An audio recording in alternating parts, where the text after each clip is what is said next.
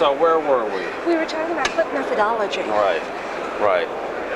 Now, what I was saying is in film you see it, you see it as one picture and then these sounds that go with it. But the computer here sees it as every time that there's a discontinuity in any picture or sound, it creates a new clip.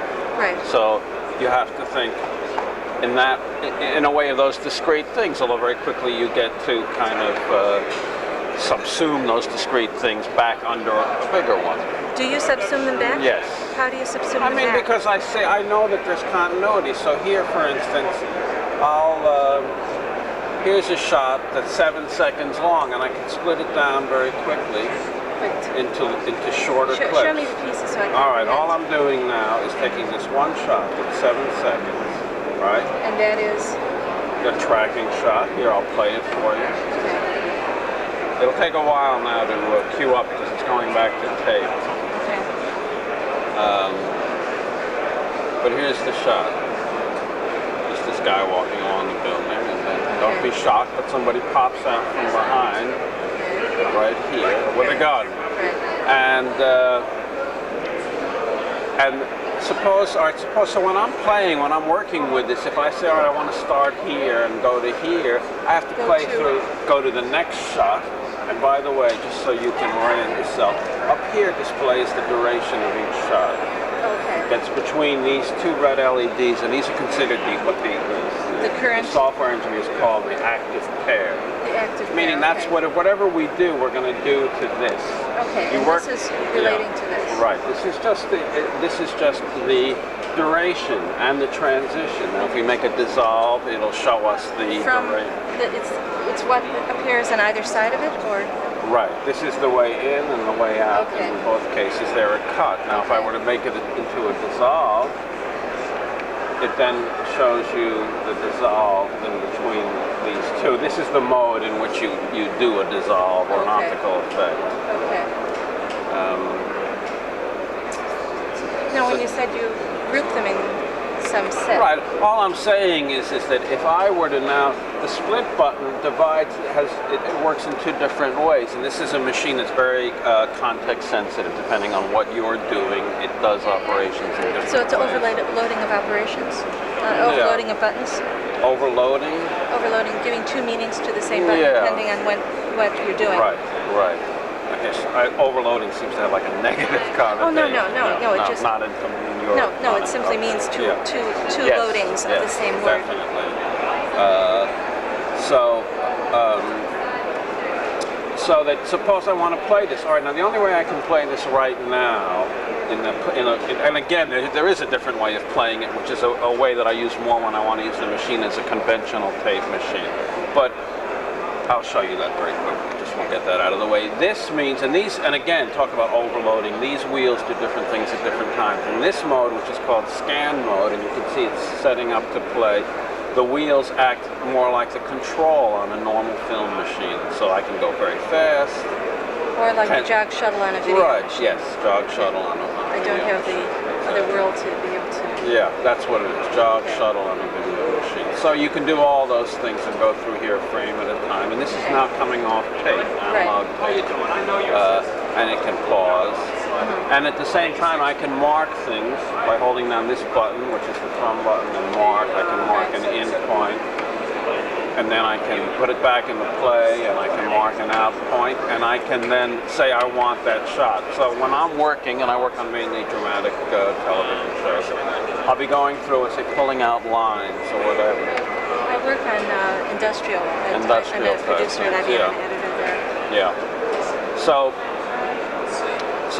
that's that's how you can work through your material one way. The other way is that you're just playing it, and in playing it, it will play through a group of clips, which that other mode will not do. That will just go through your original material. So one is going through the source material. Now the other one is, let's take it from the top, and that is that you divided your source material into conceptual clips. Or groups of clips. When you say groups of clips? Well, in other words, a clip represents one continuous shot. or one continuous bunch of material. It might be several shots, but it's in continuity on the tape. It has a thought that you keep in common. For well, me, it may be a random thought. It may be just the dailies as they were shot. You know, it may be your material as it was shot. It's your rough index into the material. Well, not necessarily. All it is, in other words, the system can see anything that's in continuity, picturing all the tracks for any given amount of time as one unit. You can then divide it up and break it up and rearrange it, which I'll show you very quickly, into conceptual units like thematic things in your material.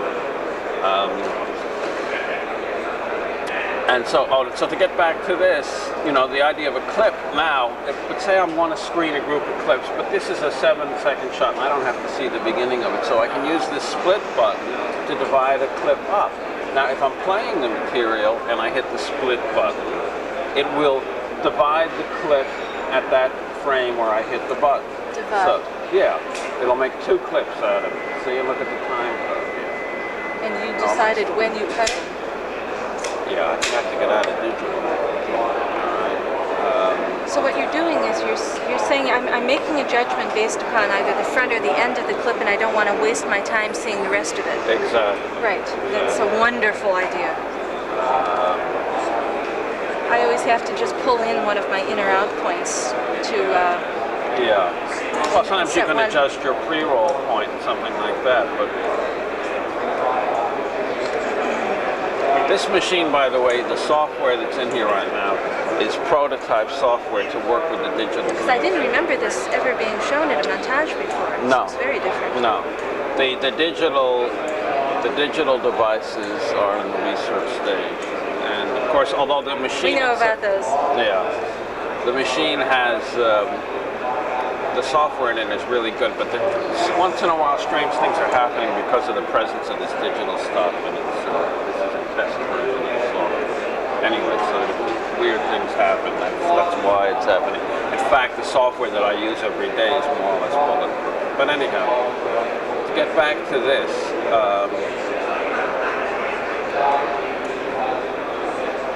so a clip, I can split down a clip. If I'm playing and I split a clip, it will divide there. But if I'm not playing, it just literally splits it. So it takes, well, this is an odd number, but you'll see what happens. 711 becomes 320, 321. So you have a way of just arbitrarily cutting in half. Yes. And as I'm sure you're well aware, you know, you can take even the longest clip here. Here's 1 minute and 12. And I'll go down, I'm going now moving into different beats.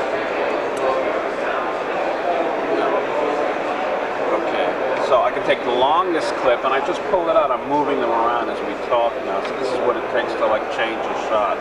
Say this represents a shot, these 2 shots. Oh, I wanted to swap them and put that one there. That's all it is. It's 2 buttons. It's, you know, you don't have to think about manipulating. You're marking one, you're moving to the position where you want it, and then you're inserting it, and it either defines insert before or after. Right. Because you pull a shot out and it goes, your computer literal, right? I'm sure much more than I am. Okay, so this is going into what's on top of a stack. So when I pull it out, it goes on top of the stack that's represented here. Wait, the stack is... Yeah, is this. This is the top of it.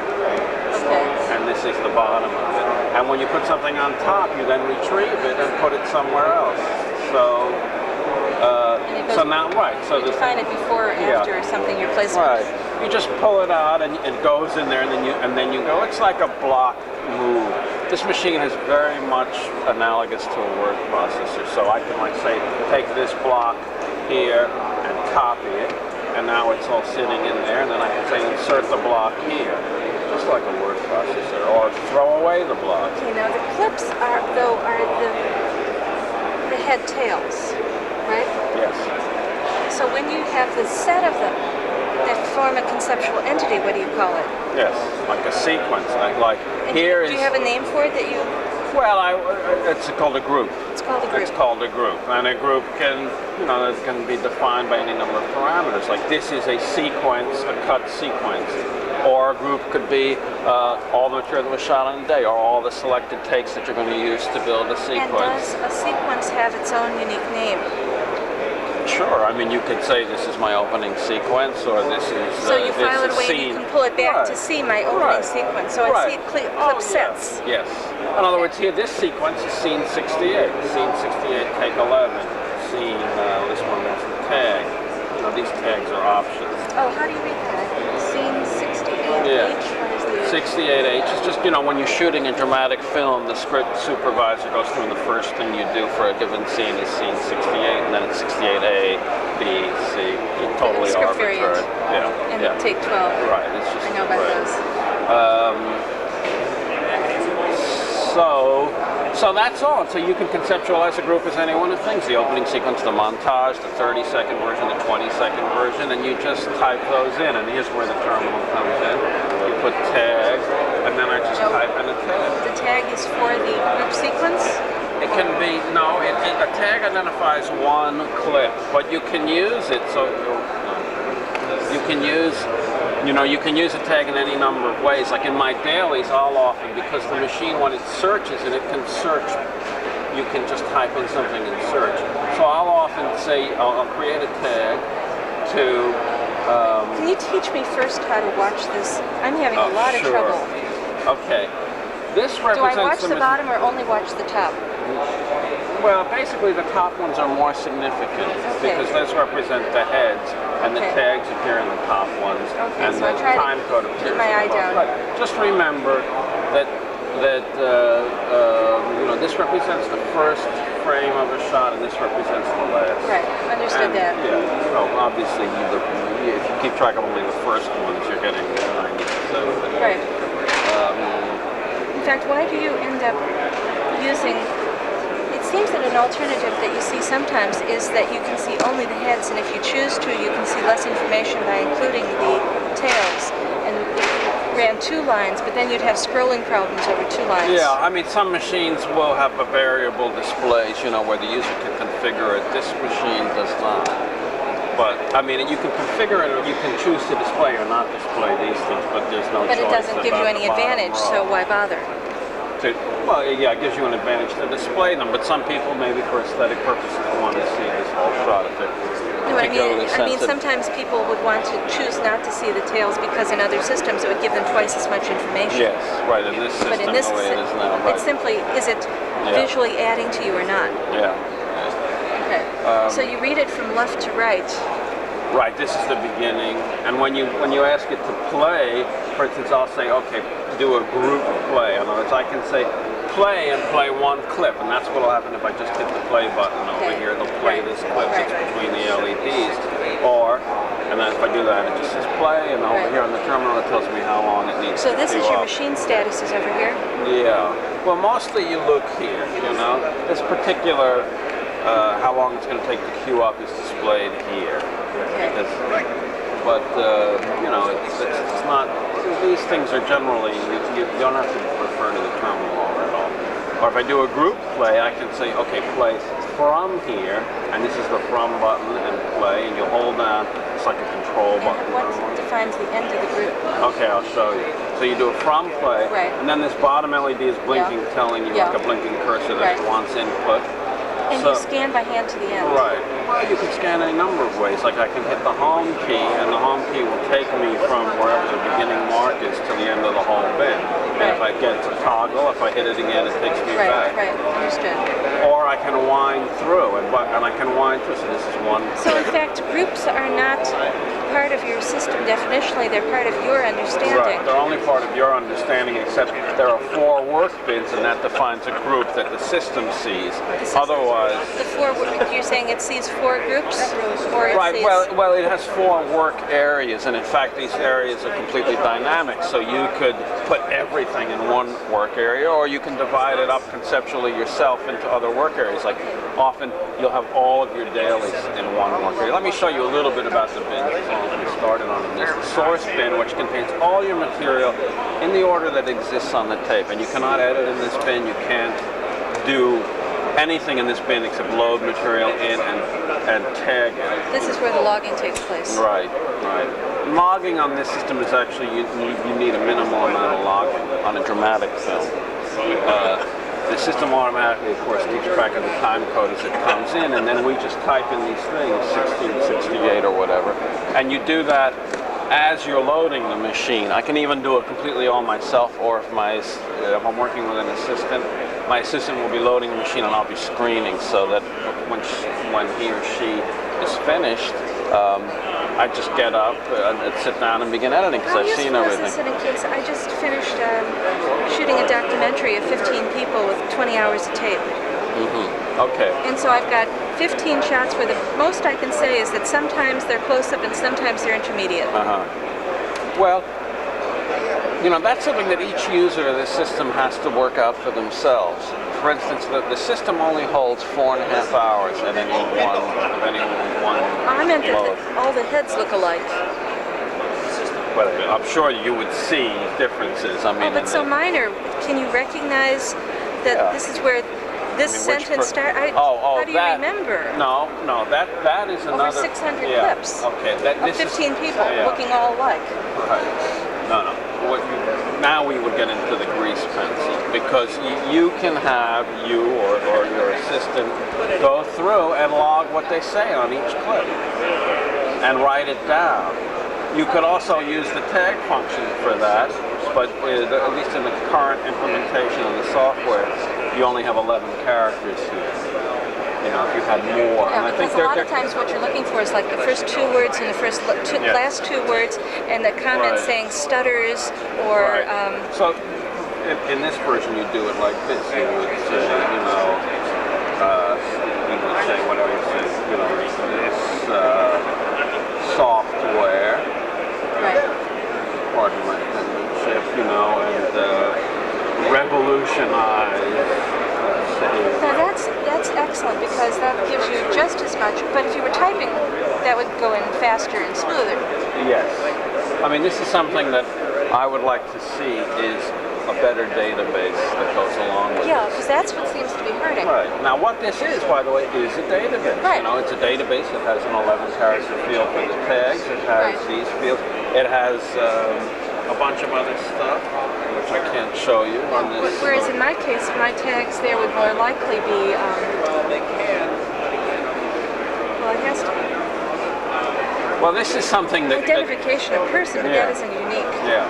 No, this is something that the users, I think, are asking for, and I know that that the company is going to respond to in the next version of software, I'm pretty sure, to have a real, more of a user's database that goes along. Right now, what would you see in a user's database? I mean, all these other frustrates fields. you. Right. I mean, in other words, this is fine, seeing 68 take 11. You know, you for always dramatic, need that's that. what you use. Then you need some kind of a comment, or you need a whole field, a text field that would have maybe the whole text of a given thing. Although as you break it up, of course, you know, well, you would. Things like what you were writing on, just the beginning and the end. That's really what you need mostly. But occasionally you forget. Yeah. Yeah. Also, I've seen sometimes, I think Avid lets you look at distinguished field, because sometimes the starting and the ending of every take is identical. It's just that the person threw their arm up in the middle and you love that gesture, and that's a significant frame. Well, in this machine, you know, that particular example, you could split right near there, and so But you'd have to make it into two clips to do it. Yeah, you would. But I guess I would label it like this. I'd label it with a grease pencil. Okay. Yeah, that's the way I would do it. But I mean, I think it's pretty clear that the machine could use a more complete database, and I know that, you know, that's one of the nice thing about your comments, though, if I keep typing on top of this, I'm losing the visibility of the frame underneath it. So the more data I type in that form, but this doesn't bother me. Well, no, this is good. And remember, if you had a bench, assume that you had a database with a big text field, you could display it on another monitor. Yeah, I mean, you have no objection to additional monitors, do you? No. The newer version of this machine is actually going to look a little bit more like the Avid. In other words, the next generation, the level 3, this is a level 2 machine. The level 3 machine is going to have a display of one big monitor. Each one of these is an individual monitor. Now, this is a machine that was first designed almost 10 years ago, 8 years ago. And so that the technology was one thing then, and it's another thing now. So that the newer machine will have, everything will be on one monitor, and there'll be a lot simpler. But when you say these were different monitors, Each one of these black and white images is a separate 3-inch monitor. is, honest to God, underneath it. Yeah. Yeah, there's a bank of monitors here. I didn't even think about what that was. Yeah, right. It never even occurred to me. As I can see the parallax now, but yeah. So you just do digital still frames. Right. More like the MC squared, all those things. So you like the grease pencil marks of the Ediflex? I don't like the Ediflex. In fairness to the Ediflex, I'm not that familiar with it, but I've had it demoed, and it seemed to me that each operation required a lot of key presses. And I think at the time that I saw it, they still had an 8-bit 64K processor. I think that they may have changed that, but it seemed kind of slow to me. What you're finding that you like here is that you're not doing, because this is the most stripped down keyboard I've ever seen. Yeah. Well, you know, what I like here is that it's all very intuitive. Like here, try this, just turn that and you'll see. Each click there represents one. So it's got feedback. Right. I mean, there's other rates. Like you can do it like that. I never use that though. I use almost only this one where each click. This is wonderful. I've never seen anything like this before. Well, I like this. You know, to me, this system is sort of like it's like Jules Verne to me. I always think that this is like the control panel on the Nautilus. You know, it's like a very Victorian concept of what the future is. So you keep this sort of thing the same, and you only change your display technology. Yeah, I believe that I mean, I think that the level 3 machines will use something similar to this, but it may be smaller in scale. I haven't seen it. They have a prototype up now. Well, I also noticed that you're taking advantage of it to actually lean as though it lets you rest as well. I mean, and it's a completely when you've learned this machine. I've been using it for 4 years now. It's basically a completely tactile thing. I sit here and I work without ever looking, or hardly ever looking. Yeah, I'm basically looking up at the screens. Do you remember in Avid, there are 2 other modes besides the head and tail mode? There's the comment mode and the statistics mode. I don't remember now, but I've seen it demoed, but not lately. In other words, like your display, where I think you can select various parameters in the display. You can choose based on your production that the things that interest you to see as text are the name of the character, possibly a comment about it, a little bit of the transcript, or whatever is appropriate to what you're doing. You can configure your display, right? Exactly. Not here. And the other, but they don't have the ability to move lines, because it seems that if each of those lines relates to a clip, sometimes I've made one video completely based on the comment line, where I just moved myself over into the comment field. I knew that my clips were perfectly. And so it's completely text oriented. At that point, I knew I had good video, I had perfect endings and beginnings, and so what was left but the ordering, and I did it based on the comment of what they were saying. Yeah.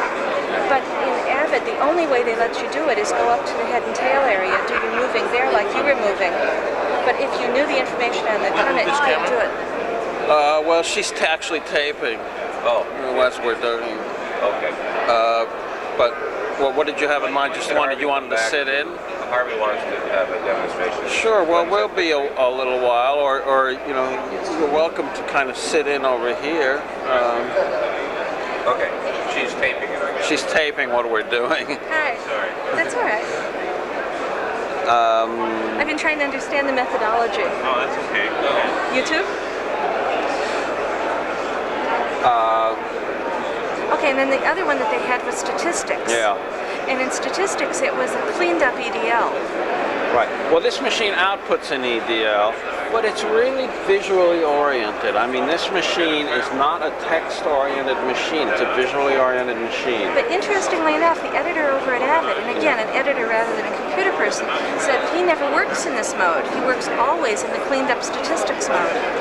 Well, that's his choice. But, a person like me, I come from a film background, and to me, the images are paramount. And is that a difference between video and film? That video tends toward the EDL? Yes, absolutely. Absolutely. That I didn't realize. Yeah. In other words, what I love about this machine is I think, oh, here's the wide shot, here's his first shot, here's the close-up of him, Which is, of course, what Ediflex is pushing very strongly. Well, Ediflex is a much more it's a script-oriented machine. In other words, it has a script displayed over here, I believe, and or it has lines, and you look at your script and you go, oh, play sequence 72. Again, this is a visually oriented machine. It's just and you're saying you don't need that because you scan through and you know enough by ear and you have enough memory. Right. Not only do I not need that, I resent that on some level because to me it's more of a creative direct process which involves thinking about it in terms of the images, not in terms of the scene number or the time code. Well, what happens when you get down into those audio glitches where somebody hiccups and you've got to take it out? Okay, I'll show you that. This machine actually does that very well. First, let's just go in here, and I'm going into scan mode now. I'm starting in a particular clip, which is a nice way to work. Scan mode brings you in at the beginning of a clip, but doesn't restrict you to the boundaries of the clip. So here it's scanning. So let's see. You can tell by your disguise. Let me more. Okay. Let me just listen to something, and then we'll pick out some of the sound and we'll manipulate some of the sound. You gotta be one of the cops protecting the Villanova, lady. You can tell by your disguise. Let me more. Okay, so now what I did is I pulled out a section here. He says these 3 lines. You gotta be one of the guys. So you were marking in and out points on the fly. Right, I took an in and out point the whole clip. Be one of the cops protecting the Villanova, lady. You can tell by your disguise. Let me more. Okay, we missed the U, so let's take care of that particular problem first. Now I go into trim mode. Trim mode is designed to allow you to add to the head and tail of a given clip. Alright? So first I'll do something in trim mode here, which is to get the U back. And what it does is it digitizes the sound on either side of the cut. Be one of the cops. See, now I'm hearing it. It's going through a digital loop. Be one of the cops. And now as I turn this wheel, I'm adding to the head. Gotta be one of the cops. Gotta be one of the cops. You gotta be one of the cops. So now I come down. You gotta be one of the cops. You gotta be one of the cops. All right, so say I want to take off you, I just want gotta. Gotta be one of the cops. Gotta be one of the cops. So it's very quick, and again, it's not trim 3, trim 4, just turn this knob. You gotta be one of the cops. Okay. So suppose I wanted him to say, you gotta be one of the cops, I could tell by your disguise. Well, eliminate Villanova lady. So here's the way I use the split button in this case. You gotta be one of the cops protecting the Villanova, lady. You can tell by your disguise. Okay, so now I've isolated. Yeah, what I did is I split 3 clips out of it. One clip is you gotta be one of the cops, approximately. The next is who's protecting the Villanova lady. The next is I can tell by your disguise. So I just want to eliminate this clip. I'm getting confused by the black above it. Okay, the black is what happens when I divide the clip. There's one tape machine playing, and it keeps on going, so it can't digitize the clip I've just divided. So it takes a while to come back, so other tape machines come back and do the digitizing. Now I have it all done. And again, with an all-digital machine, all this would be instantaneous. Okay. So now I know that this represents basically the section that I don't want anymore. So I'll just pull it out. And now I'll go into something called splice mode, which is to now clean up this cut and make the dialogue do what I want to do. And like trim mode takes 1 clip and does the head and tail. Splice mode takes 2 clips and does the tail of one into the head of the other. And that's what's happening now. LEDs are blinking, lets me know it's waiting to digitize. Digitize 1 and it should be Tell by your disguise. Okay. Tell by your disguise. Again, I'm getting that same Tell by your disguise. Okay. Tell by your disguise. I cut off the eye. Tell by your disguise. You tell by your disguise. You tell by your disguise. He doesn't say eye. You tell by your disguise. Okay. Gotta be one of the cops. Gotta be one of the cops. Gotta be one of the cops. Gotta be one of the cops. You tell by your disguise. All right. So now I'm hearing the 2 digital sections. I press this button and I go into the sync mode, and it now plays. You gotta be one of the cops. You tell by your disguise. Okay. Now we got a jump cut in here, but I can lay another picture over it. Right. You know, assuming I was doing this. Right, right. You gotta be one of the cops. You can tell by your disguise. He never says I, you know, and in the whole context, I sort of, I filled it in for him. Now, I didn't realize he hadn't said it because in context it was clear. You gotta be one of the but cops. he never You said can tell by your disguise. So, I mean, if I wanted to, now I could go find an I. I've done that. Right in the middle here, you know. Yeah, you can lie wonderfully in this. Yeah, sure. Yes. I mean, so now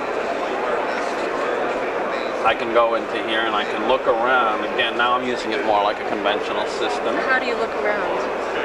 Well, I wait for the You gotta be one of the cops. you know, and now I can just go backwards and forwards and look for him saying a different word. But look for him saying I, for instance.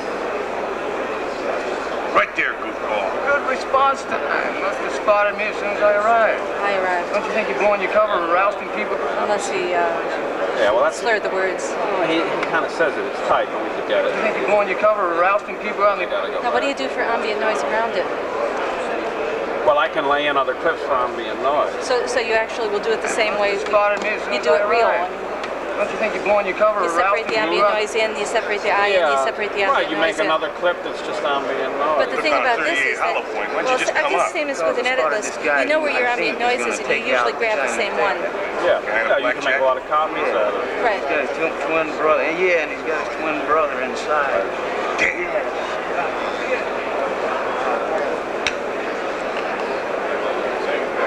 Right there, goofball. Good response time. Must have spotted me as soon as I arrived.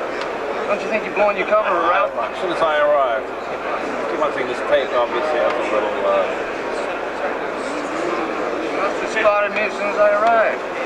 it's somewhere in Your cover here. or rousting I'll people out in the open? I just pulled it So you out. grab enough that, Right. And that now I'll you put change it to a into mode that trim you mode. can work more comfortably. Yeah, then I'll put it into trim mode and I'll trim it up using those digital functions I showed you before. Okay, so all you were doing is you were trying to make sure that you had everything you needed, Yeah. approximately. Yeah. So now it's digitizing again. Do you find anything important to know whether it was the first time you took a clip or whether it's a final clip with marking a final? You mean whether you've used it somewhere else? No, not whether you've used it somewhere else. When you've first taken it and you've never played with it at all and it has that rough aspect to it, would it be important for you to be able to identify that aspect of a clip versus one that's been finally tuned? Not really, no, because you work on an area until you get what you want, and then, you know, and if I leave something, I'll make a note. I'll put a note with the grease pencil, take care of this later, or, you know, I'll Oh, ask that's my nice. I assistant. like that. Yeah. That's excellent. I never thought of that. And these also, by the way, get printed out if you need them. Oh. There's a laser printer there. So that you can print these out, grease pencil marks and all, take them home with you or whatever. I love it. Yeah, that's a handy. Well, see, so I had this in trim mode. I mean, he is pretty much saying Right. You know, this is the kind of thing that actually might just, I mean, because of the nature of these sounds, might not be doable, I'm not sure. No, I know. Sometimes the emphasis is wrong and it doesn't connect. I think I know he's awesome. But anyway, you know, it would take me a little time to do this. Yeah, yeah. So that's it. You know, you have these things. You go back and forth. You can change the frame rates. You can do dissolves, wipes, dissolves, soft cuts, things like that. You can move around the bin like this. You can search to different things. So I think I put in the tag test. I think in this bin. I'm not sure. No, it's not in this bin. It's in a work bin 4. It tells me where it is, so I have to then redo it. Is it possible to Sure. So now we're going to go back to... I know. And I have all the stuff. It's really great.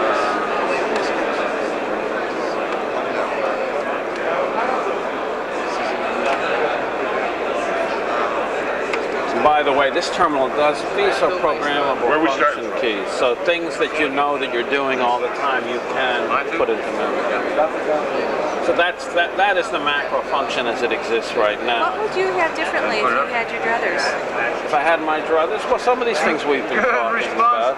This particular, I mean, this is a huge difference because this machine can take some time to queue up in the current version, and in the digital version it would all be instantaneous. That would be You know. Tell by your disguise. Well, are you willing to look at the degraded video? That ain't legit. That ain't for real, is it? Because I've seen some of it, and I wonder how you would make your fine decisions on. Where are we you know, starting from? You're looking for it to touch. Yeah. Well, even in the video version of this machine, you know, you will have the analog tape, so you can always look at an analog tape. You can just hit a button and play the thing on tape. And if you need a really fine, you know, we have everything. We have our original material, which is usually film, but transferred to 1-inch, transferred to 3/4, and we have a 3/4 in the editing room. So we can always pull that out and look at it on the monitor. You know, ultimately. Tell by your disguise. Yeah. Flat feet and all. That ain't legit. I mean, because it That ain't is, for you real, know, is it's it? an offline medium, and there are certain technical things that can only be judged in Where are we a starting from? higher quality medium. But you You're know, doing so much fine tuning here. I'm wondering what the difference is between your offline and your online. oh, at this there's no point. difference. The only difference is the quality of the image, the quality of the sound, and Because the you're doing online. all of the fine, fine online tuning. Oh, absolutely. I mean, this is auto-assemble. When we get to an online, it's auto-assemble. I very rarely. Auto-assemble with In other words, I give him a a disc that has the list on it, and he puts the CMX into auto-assemble mode, and That ain't legit. we sit there and we watch it. I mean, I'm not even there a lot of the Well, I'm time. confused because I thought so much of the editing that I do is small insert edits. That's not assemble edits. You just mean. No, when I say I don't mean assemble in the sense of building and putting a new image, a new new control track on the tape. What I mean is auto-assemble in the sense that the Assemble my CMX is assembling on its own without the I work editor. on the console of a 2500 and 3100, so assemble to me is the little button named Yeah. assemble mode. You mean those are CMX? I work on the console. I have no edit controller. You work on what console? 2500 1-inch machine or a 3100. Yeah, I don't even know what Right. those are. I see. Without a controller. They can one hooks to the other and controls the other machine. Yeah. It's a simple A-roll. I see. Yeah. But you edit on 1-inch then? Well, you should have some kind of a controller, make your life a lot easier. Someday. I mean, because there are all these ones that use IBM PCs. Yeah. They're all Yeah. black boxes, and we want to experiment. But one of the things that you we're want to do your own. But what we really You want want, to be able Together, I see. what we're interested more in is the computer aspect, the macros, the what computers brings to not. I mean, you're going very much from the film world. We want to look at it coming from the other direction, the computer world. And would you make different decisions? Yeah. And when you're working with not editors, you're working with programmers who are only editing together their footage from their computer, and they're talking about their computer, so it's a different level of editing. And they know text editors, and they know their own IBM internal products. I mean, you're saying you want to make a kind of editing system that's more within the IBM protocols. Well, it's more. We want something that people with no prior editing experience can use. Programmer backgrounds, not film backgrounds. Right. It's a But it seems to database me that one of those list-oriented machines would be fine for them. that has more the sort of notion, but Yeah. I'm interested in how one conceptualizes, which is why I wanted to give the talk on I the see. theory of Well, this clips. machine is completely different conceptualization, and when people say to me, yes, and they say, oh, you're editing on tape now, and I go, well, not really, I mean, I'm doing montage editing. I mean, it is its own sort of approach. This idea of clips and video labels and so forth is unique to this machine. Right, right. And so, yeah, and the idea that you kind of manipulate things with buttons like this, I mean, Okay. So I will. got to get going? Yeah, we're meeting the Okay. group together and comparing where we're going next. Okay, I well, really appreciate the time that you spent. well, my pleasure. It's great fun. I hope it Before I stay with it, I simply wasn't where that video edit was going to take place.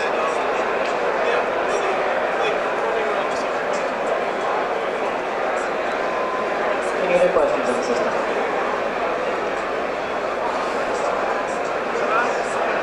Okay. So we've got brochures on it. There's one up there. There's a video to switcher built into the system. That's not visible No, here. the system is. Come around this side.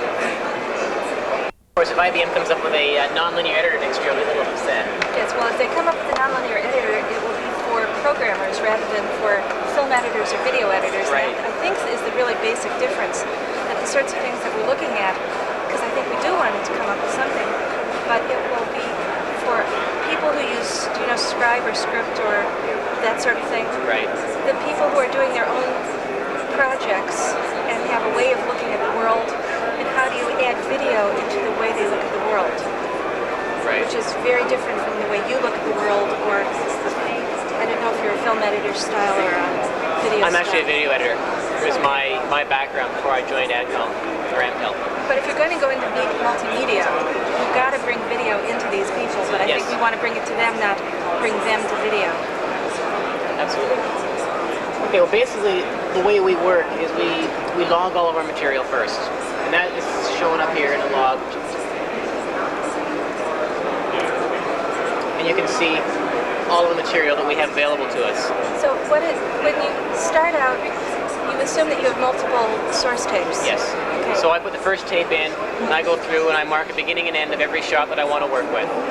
And then that's recorded in the system. I have all the information is there, it's just shown in different ways. There are all the time code information for in this case, Tape number, which is it was all tape 1. This is now, this one looks tape. equivalent to what, if you don't mind comparisons, Sure. maybe I can tell you something about the others. We know we're better, so it's okay. Avid uses a mode called statistics, which seems to be a cleaned up EDL, and it looks like you have the same sort of thing. Yes. Though it looks like yours might be one better in that tape number looks like it's something you might not always have in a production, and their comment mode is editor defined what the fields are, and it looks like you might have your statistics have the same quality. We have every combination that you want. If I can modify any entry, and I can give it whatever information I want. It can be as detailed as giving it a scene number, a take number, camera and sound rolls, and a description, as well as the obvious tape start and end numbers. Or it can be as simple as just the tape start and end. The more information we feed into it, the more we can do. We can sort and find and that kind of thing. But if you don't put it in, it's not going to hurt you. It's not a mandatory thing. The information is still available, but it's just that you're not seeing it as part of your display. Like this display here is showing me most of the information. It's showing me the scene, the tape it came from, and the time code numbers, as well as the duration. Right. Whereas in a more simple display, I can look at it this way and see simply the tape, the starting time, and the description of it. Right. Now, what Avid had also is they seem to connect the three modes. I mean, you're showing me two of the three modes that they have. Right. And in addition, they had the head and tail mode. And what seemed to connect them was that each of the, you don't have event numbers. And they had names of an event line that seemed to connect the three modes. We don't need to have an event number. This is just raw material. This is not the actual finished list. This is just what I have No, available but to me. theirs was a source clip list, so theirs was similar that way. Right. We don't show head and tail frames. Ever. And No. why is that decision? Part of it is a media idea. The fact that we can't, because we're using full high quality analog video, you would require volumes of monitors and volumes of disk machines. We have a lot of material scattered across the disk. We're not digitizing it. I'm sure you noticed the quality of the image is so seriously Right. reduced. Right. They're only looking at maybe a 20% of the actual image. Right. So they can capture that and put it on a PC without too much difficulty. You could never capture that image. You could never capture 100 of those images onto a computer disk. But what a lot of them do instead is that they add an analog monitor along with it. Right. So that they feel that they're getting some advantage out of the head and tail approach. But if they want to know whether the finger is touching, the keyboard, Right. And you want to start the music on that note or something, that you can go to the analog tape to get the precise moment it touches. That to us is a slowdown. Right. I don't need to do that. I can look and I can see right there Yeah. that I'm already there. So by not having head and tail frames, I've probably gained a lot of time and speed. Okay, so let's say if head and tail is only an abstract view of a clip, you still have the abstract view and you still have the methodology, but you simply don't have one of the ways of looking at it. That's right. Okay, so you're still using the same methodology. Right. still showing anything I want to get at. I'm just not, I don't have the visual representation, but I have a textual. Okay. In looking at both. Okay, thanks. In looking at both Avid and at Montage, they have the concept of, as the source footage comes in, you define a clip being a rough area, right, and then you refine it down into smaller and smaller new clip designations. Right. And then in Avid, you'd throw away all the excess footage, and Montage, presumably, the clips. You just ignore it. It's already on tape, you ignore it. Right. That's basically what we're doing, because anything I select here, let's go back to my other display. And that's inherent. It's still part of this of the logging. It's all the log. Again, whatever I grab and I view it, I am seeing my entire, that's the beginning of the shot. I can fast forward through that entire scene. That is all there. Now I'm going to fine tune that and pick what I want. That is my. Now they fine-tuned with digital audio from some of their audio clips, and it sounded wonderful. I don't have audio on this material. This was, obviously shot just pictured, and the audio will be added after. But I could do that with audio as well. Do you have the digital? What they had was a looping. Now, if I take a look here, I've got some audio that I can get at.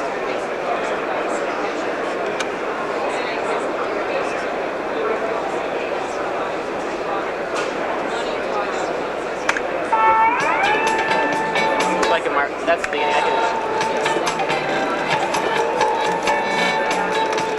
So I can fine tune that way. Okay, so you have machine control. Yes. But you don't have the digital loop. To hear the audio again? Sure, I can hear it. Was that a digital? That's not digital. That's again, we're listening to analog. Our system is not playing digital. It once, right? That is the same frame of audio being played over and over and over and over and over again. Oh, that's what I didn't recognize. Yeah, it's not digital audio. It's one, because the discs are still spinning at their high speed and being picked up by the laser. And because there's CAV, it's all in the same. It's just picking up that same frame over and over and over again, which is giving me the nice sharp audio or video picture. And it's, if you will, a still frame of audio, sort of a contradiction of terms. Okay, but that's not the same thing. What they were doing was they were trying to get the first word I in cleanly with no gasp. Right. And so they would loop it so that you heard it maybe 3 times in a row. And then every time they would slide the start point, you'd hear the loop change so that you heard it so many times that you didn't question, did I hear it? Right. Yeah, we don't loop it like that because we can hear it. I can move it. So their machine control, their control of their sync isn't quite as fine. They can't just scrub through a piece. Yeah. I can find a beat. There's a beat right there. I've never heard that because I've never been in a system that let me hear that. It's because there are no systems that are using analog video discs. Can I ask you one quick question about the resolution of the images? Yep. You seem to maintain higher image quality in your actual edit situation. Right. How does that work? Are you full resolution? We're using full bandwidth analog audio. We are not digitizing the picture. Video. Yeah. We are not digitizing the image at all. We're taking straight video out of the 3/4 inch of the Betacam machine and recording it as full video. Does that necessitate a greater number of record playback discs? No, traditionally a normal system has 4 machines on it, and we're doing a feature film with 4 disc machines. We have to pop discs in and out, but once it's recorded, it doesn't have to be re-recorded. It's already on the disc. You just pull the disc out, put a new disc in. Are you putting separate material on each disc? I'm double recording the material. I'm putting double shots on both. To compensate for the sync time of the disc? Not necessarily for sync, but for A/B roll options. I don't know what order I want to put the things in. So it gives me that random access. So if one's being used, I can go somewhere else and get it What is again. your basic package going for? Basic package is $100,000 plus monitoring and tape transport. And that's $49,900 for the E-Pix computer, which is video and audio switchers, machine control for 8 machines, and 40 megabyte hard drive and audio amplifier. And then we're looking at $18,000 for each recorder player and about $5,000 for each player.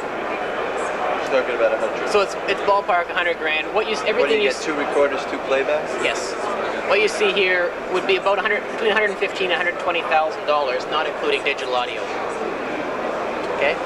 Okay. Can we pause? We have a scheduled demo at 1:45. Okay. Okay. So I was saying we've got two different things we do. We have pull down windows on things like text or edit or find, things that have sub-menus to them. Like under the edit mode, for example, we can create entries, we can delete entries. Those are all sub-menus. Now that's part of the This is part of the log. logging, or that's... Here, for example, she's... started from the beginning about, oh, it's a touch screen? No, Oh, she's doing it. It just happens to be there. We live in a touchscreen world, so I'm Yeah. sort of... No, not that screen. So if she clicks on view, for example, is just a hotkey. You hit view and it'll automatically trigger whatever she has selected in the area, bring it down to the work area, and trigger the VT or the video disk machine to queue to that spot. Okay, so view is actually view it. Yes. Whereas other Does it functions. also bring you into a more detailed view of it? It brings, when I say view, for example, she just viewed that shot. It's pulled it down here into this line. It's giving me the in and the out time. That's the full in and out time of the entire piece as it was transferred to disk. Right. Now she can go in and jog the beginning, jog the end, and define exactly what it is she wants to work So with. this is the fine tuning again. She'll I heard fine-tune. somebody once suggest that there would be some utility to, when you rough log something, identifying the fact that it was rough, and then this first time you ever start adjusting the in and out points, marking it as a second type of clip, and then when you finally decide that you like the way it looks, marking it as final. Does that make any sense to you? Well, yes and no. We're doing that in the log. The log will always stay as the rough clip, the entire piece. By definition, the log is just what you have to work with. But As we fine-tune it, those changes get added and made into the actual final edit list, and that's the reduced the list of all the fine-tuned. What some of the others do is they change their clip list, their source clip list, to get more and more fine detail in the clip list. I don't want to do that because if I fine-tune it and I want to come back and say, oh, I fine-tuned too much, I want to back up, how much do I have? How far back can I go? Here I know it's my entire piece. Right. And that to me is important. If I want to make another dub or make another entry of a shorter piece, I can do that. But that to me is limiting. That shows me that I know a woman chased Well, it guy doesn't into water. necessarily mean another dub. What you might expect is a pointer into it. I can do that. And in some cases, if the system is making a copy onto another disk of a short segment for whatever reason, it's there and there's a shorter piece available. But this is telling me the entire rough piece that I have. Okay. Once I have fine-tuned it, it's in my list, and I can have an unlimited number of variations of fine-tuned lists. One case where it's a long shot or a short shot, however I want. That's going to be adjusted in my final list, and I can save that so list. I bring it down into, about to put it into my final list. Right. And then I fine-tune the in and out points. Right. Okay, now, and then essentially I've built an EDL line. Right. Now when you showed me the log, you showed me the two views of the log, the comment and the statistics, to use the Abbott terminology. In the EDL, you're only going to give me one view, I presume. No, I have 4 views. 4 views. I can show you, this is the one that 99% of our users use 99% of the time. It's easy, it's visual, it's very straightforward. It's showing me 3 different edits. She just inserted another edit in between 2 other edits.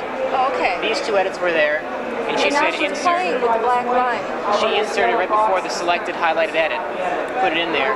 This pointer here tells her where she's going to play back from. The little white triangle. Okay, so the white triangle is where you play back from. The highlighted box is where you insert before. It's the current one, but it's also where you insert before. Right. If we And want the black line is the current position. No. Yes, current playback position. Current playback position. So if she selects a spot, there she goes. She's expanding the entire piece. Yeah. Because if we get into fine editing with lots and lots of short edits, expanding it lets you see it easier. I can also go. Oh, wait, let me try that again, because one of the things that bothered me in the clip methodology was that if I did I have an audio edit of a person's sentence, but they stutter 3 times. So I take out the stutter and replace it with ambient noise, and I have 7 edits as a result. Right. They show me 7 clips. In my mind, it's only one thing. That's right. Here, will I see just one thing, or will I see all 7? No, you would see one edit with the audio. This is video only. If it was audio, there'd be more tracks showing Right, as well. right. you would see just holes and just gaps where the audio, where they've taken a piece out. Oh, but I know that the piece out, that's a very good way of looking at it because it tells you to go back and fill it. That's right. And that's why we have a fill command then. Because afterwards, I can put the fill and intentionally fill those holes with black. Ambient? Yes. Or no, with black. Black.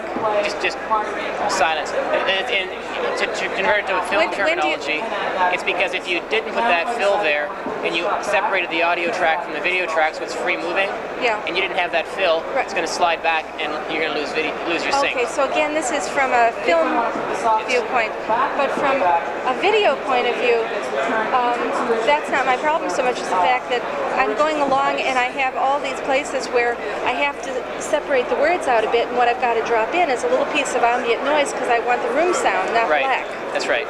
So what I'm always wanting to do is go back to the same time code address and bring it in. Right, and that's easy enough to do because I can recall that piece of ambient.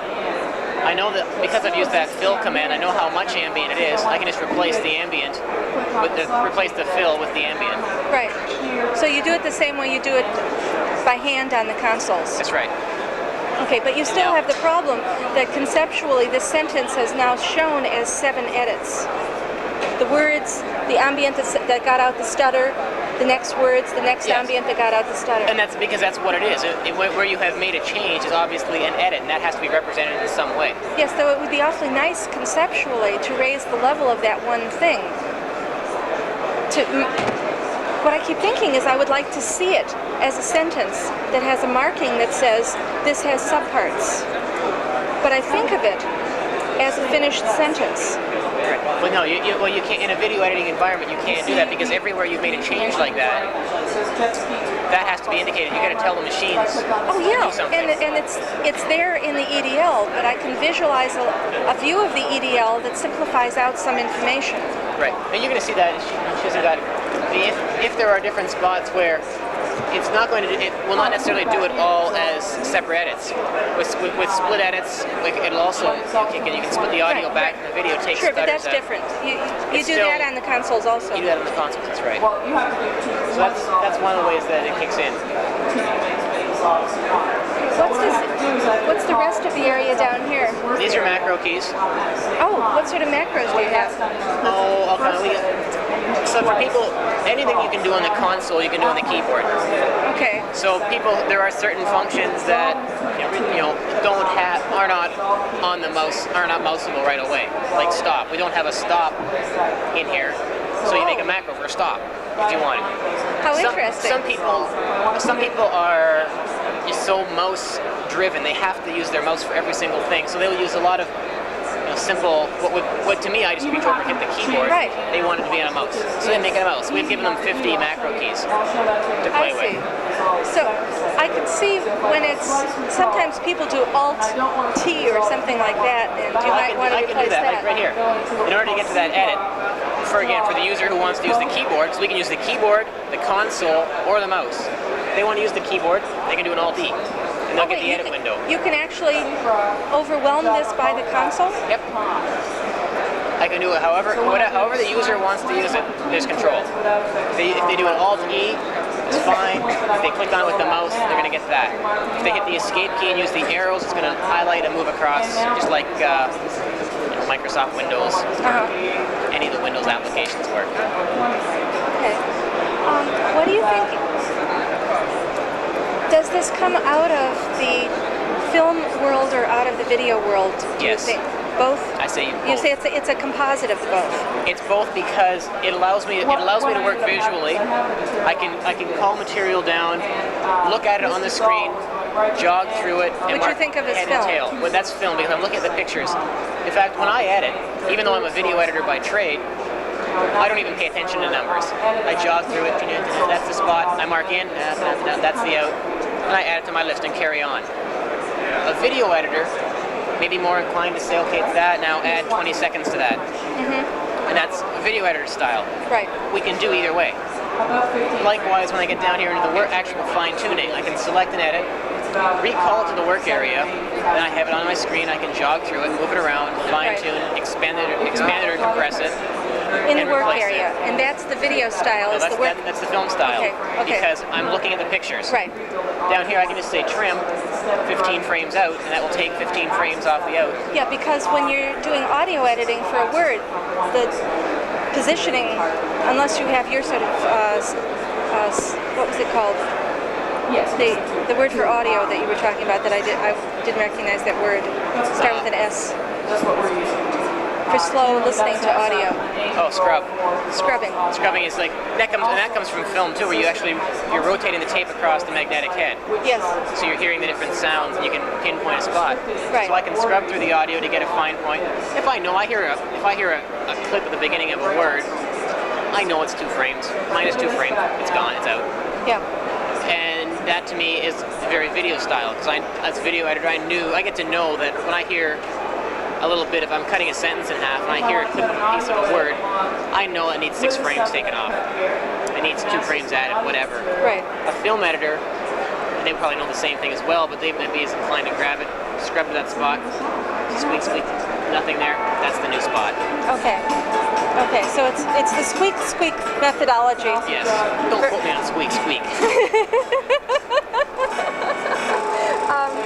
Versus the +2. Yep. And we can, again, we'll address either way equally as easily. Yeah. And say I've taken film editors who have never done video editing, any kind of electronic editing at all. They didn't even know how to use a mouse Yeah. to have them up and running in a couple of days. When you jog and you shuttle, what do you jog and shuttle with? A mouse or a keyboard? Physical knob. You use the jog shuttle wheel. Yes. And And that's right out of film and video. right. I've seen some people trying to use mice and keyboards for jogging and shuttling. I don't like it. What? Personal opinion, I don't like it. Because I like the physicality yeah. of being able to control. If I want to shuttle, I give Yeah. it a spin and away it Right. flies. And it feels good. If I want to move it that way, I move that way. For jogging, I know that how fast I move my fingers, Right. how fast I can Right. get the discs running in real time with my Yeah. finger Yeah. consistently. Yeah.